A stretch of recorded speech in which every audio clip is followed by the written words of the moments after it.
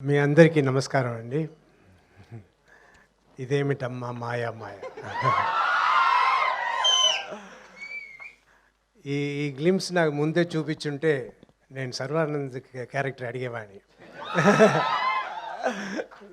అన్నీ అయిపోయిన తర్వాత చూపించారు అభి గారు. యాక్చువల్లీ నేను ఒక ఫారెన్లో ఒక ఫిల్మ్ షూటింగ్ సాంగ్స్ షూటింగ్స్ వేస్తున్నా. అక్కడ ఒక ఫోటోగ్రాఫర్ యాక్చువల్లీ మా ఫోటోగ్రాఫర్ రాలేదని అక్కడ ఫోటోగ్రాఫర్ అరేంజ్ చేస్తున్నా. ఆయన వచ్చి ఫొటోస్ అన్నీ తీస్తూ అడిగారు, మీరు ఎన్నేళ్ళగా ఇండస్ట్రీలో ఉన్నారు, ఏం చేస్తున్నారు, ఇంకా ఎన్ని సినిమాలు చేస్తున్నారంటే నేను ఒక 1 or 2 years అగేట్లో ఉండే సినిమాలతో చెప్తూ ఇదంతా చేయబోతున్నా. యు ఆర్ వెరీ లక్కీ అండి. ఎందుకు అన్న, you have work, me work ఉంది, యు ఆర్ వెరీ లక్కీ అన్నారు. నేను అది పెద్దగా దాని గురించి అప్పుడు పెద్దగా అనుకోలేదు. కానీ నిజంగా వర్క్ లేకుండా ఇంట్లో ఉంటే అది జైలు. సో నాకు కరోనా వచ్చిన తర్వాత ఇంకా మామూలు యాక్టివిటీకే నడవలేను అన్న పరిస్థితిలో ఉన్నప్పుడు ఎలాగైనా బయటపడాలి అని కష్టపడి ఒక 2-3 monthsలో మళ్ళీ నడిచి కొంచెం కొంచెం ఇంప్రూవ్ అవ్వడం మొదలైంది. అదంతా అయ్యి మరి 6 monthsలో అన్నీ కంప్లీట్గా నేను తయారైపోయాను. తయారైపోతే సరిపోదు, వర్క్ కావాలి. నేను హీరోగా చేస్తున్న సినిమాలు చేస్తున్నప్పుడు నేను ఒక్కొక్క సినిమాకి ఇందులో ఏం చేయబోతున్నాము, ఏది చేయబోతున్నాము, ఎలా ఉండాలి, ఎలా రావాలి, ఎలా ఫినిషింగ్ ఉండాలి, ఎలా గెలవాలి అన్నట్టు మాట్లాడుకుంటాం. అదంతా మాట్లాడి ఇన్ని సినిమాలు నియర్లీ 100 ఫిలిమ్స్ వచ్చిన తర్వాత టయర్డ్ అయిపోయా. మళ్ళీ అలా చేయడానికి లేకుండా సరే మనం ఏం చేద్దాం, ఈ హీరోగా చేయడం మాత్రం కాదు, ఇంకా మిగిలిన రోల్స్, మిగిలిన క్యారెక్టర్స్ కూడా మంచిది వస్తే చేద్దాం అని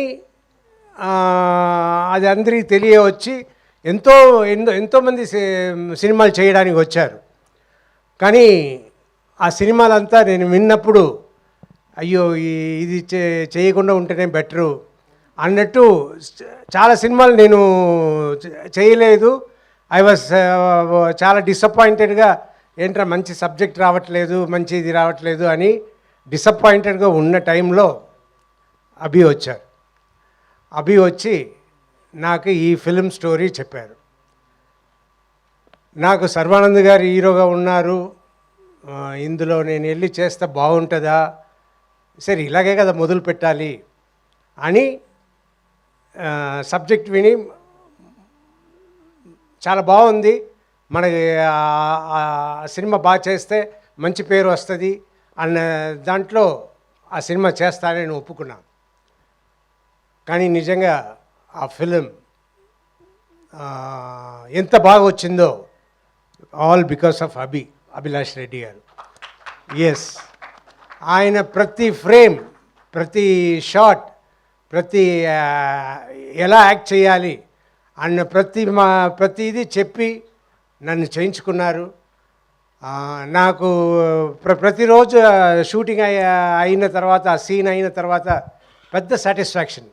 ఆహా, ఇంత బాగా వస్తుంది అంటే మంచి వర్క్ తీసుకోవాలి. లేదంటే ఇప్పుడు ఇందులో యాటిట్యూడ్ చూపించండి అని అన్నప్పుడు నేను ఎప్పుడు మామూలుగా అందరితో నవ్వుతూ తిరుగుతున్నట్టు నేను ఉంటుంటే అది కాదు సార్, అక్కడ యాటిట్యూడ్ రావాలి, అది తెప్పించండి అని చెప్పి ప్రతి ఫ్రేమ్ నేను బాగా చేసేలా చేసిన అభి గారికి చాలా చాలా థ్యాంక్స్. అండ్ అదే ఈ సినిమా గెలుపు అవుతుంది. అండ్ ప్రొడ్యూసర్ అని చూస్తే వంశీ గారిని నేను ఇప్పుడే చూస్తున్నా. అంటే సూపర్ ప్రొడ్యూసర్స్, సూపర్ ట్రీట్మెంట్, అన్నీ సూపర్. ఇంత కామ్గా, ఇంత ఇదిగా ఉన్నారు. మనమంతా ఇంత ఖర్చు అయితే నేను సినిమాతో చేసినవని కదా, ఈ సినిమా ఖర్చులు అన్నీ చూస్తుంటే నాకు భయం పుట్టేది. కానీ ఈయన is very cool, really great sir. అలా ఉండడమే గ్రేట్.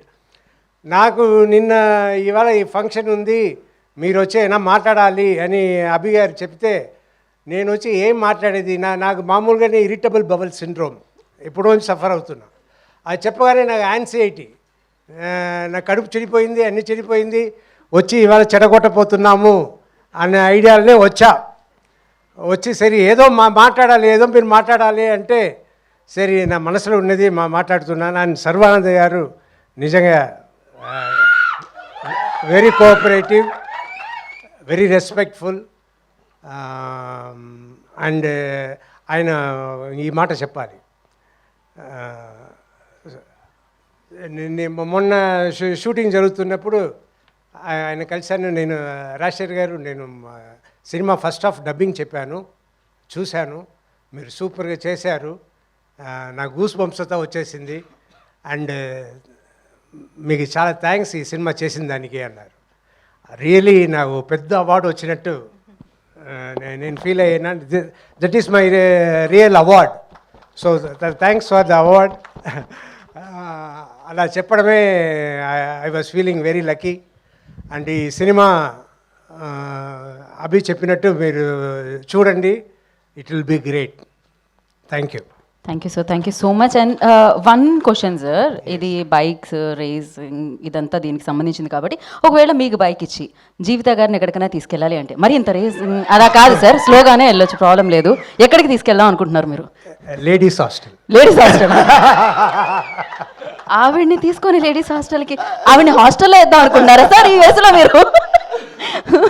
ప్రశాంతంగా ఉందామనే కదా మీరు ఆవిడ హాస్టల్లో వేసి. So thank you so much. And yes, మరి బైకర్తో మనందరినీ పలకరించడానికి December 6th మన ముందుకు వస్తున్న హీరో శర్వా గారిని మాట్లాడుతుంది.